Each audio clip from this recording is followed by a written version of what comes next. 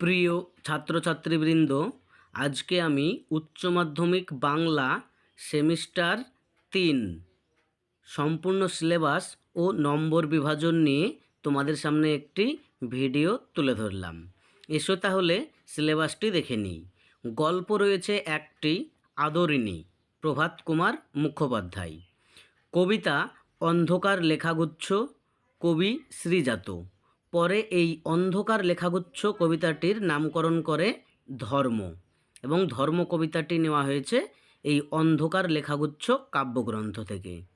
দ্বিতীয় কবিতা দিগ্বিজয়ের রূপকথা, কবি নবনীতা দেবসেন। এরপরে রয়েছে একটি প্রবন্ধ, বাংলা ভাষা, স্বামী বিবেকানন্দের লেখা। তারপর ভারতীয় গল্প পোটরাজ, শঙ্কর রাও খরাট।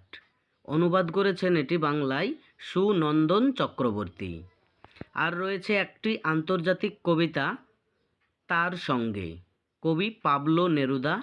এইটিকে বাংলায় অনুবাদ করেছেন শক্তি চট্টোপাধ্যায়। এবার আছে ভাষার ইতিহাস, 3টে অধ্যায় রয়েছে। প্রথম অধ্যায় ভাষা বিজ্ঞান ও তার শাখা প্রশাখা। দ্বিতীয় অধ্যায় ধ্বনিতত্ত্ব। তৃতীয় অধ্যায় শব্দার্থ তত্ত্ব। এবারে আমরা চলে আসি বাংলা শিল্প সাহিত্য ও সংস্কৃতির ইতিহাস। এখানেও 3টে ইউনিট রয়েছে।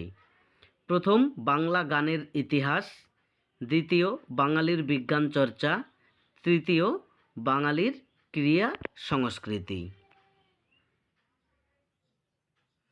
এবারে আমরা দেখে নিই নম্বর বিভাজন।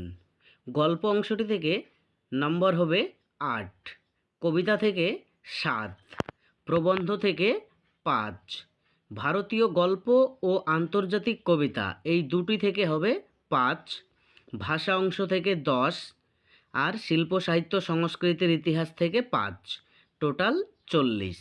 এই ছিল উচ্চ মাধ্যমিক বাংলা তৃতীয় সেমিস্টারের সিলেবাস এবং নম্বর বিভাজন।